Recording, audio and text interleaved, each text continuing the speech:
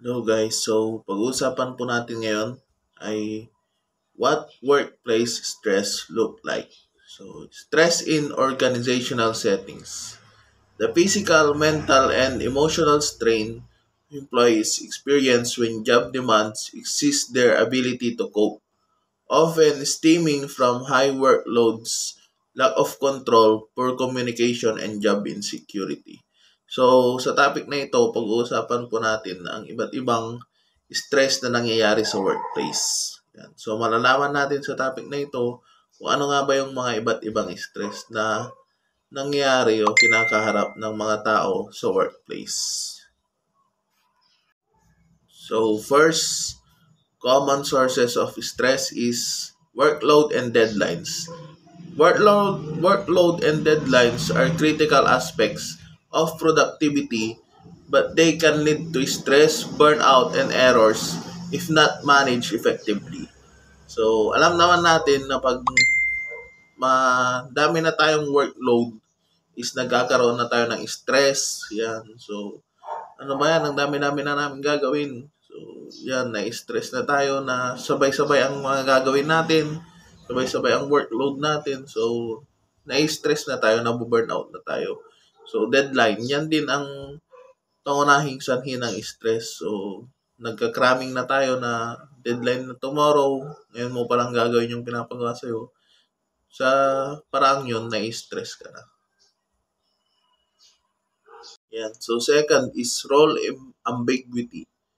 So, role ambiguity is the condition of having an ill-defined or unclear understanding of one's role, responsibilities, expectations, and objectives in a job or social set. So, sa role ambiguity naman, dapat alamin mo yung role mo sa isang company.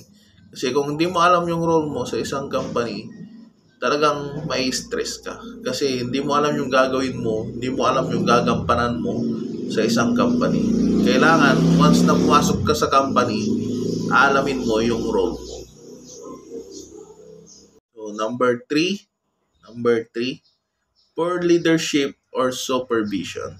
So, manifests as a destructive leadership style characterized by poor communication, lack of vision, micromanagement, lack of accountability, and favoritism, ultimately creating a toxic work environment. So, yung poor leadership or supervision, nagkakaroon daw ng toxic work environment kasi yung leader nyo is parang hindi siya nagpapaka-leader sa inyo. Kaya dapat sa mga leader sa company, dapat gawin nyo yung role nyo sa isang company na alagaan nyo yung mga workers, turuan nyo sila ng tama, and irespeto nyo din sila. So, number 4 po tayo. Number 4, lack of recognition or autonomy. Lack of recognition or autonomy leads to negative well-being, decreased motivation, higher stress, and burnout by undermining a person's sense of self-worth and control. So, dito na po papasok yung yung hindi na-recognize ng boss mo yung trabaho mo. Kahit na anong gawin mong sipag, kahit na anong gawin mong trabaho na pinapagawa sa'yo, hindi ka na-recognize ng boss mo. Parang wala ka lang sa kanila. So, dumako naman po tayo sa signs of stress. So, ano nga ba tong mga signs na nai-stress ka na? So, once na mayroon ka na tong mga signs na to, ikaw po ay stress na. So, first, absenteeism. Yan, yung umabsent ka na sa trabaho mo. Yan, hindi mo na ginagawa yung mga gawain. Palagi ka na lang absent, palagi ka na lang wala sa office. Yan. So, second po ay burnout. Yan po, burnout. Yan, na-stress ka na nade-depress ka na. So, hindi mo na alam yung gagawin mo. Yan, dyan po mapasok yung burnout.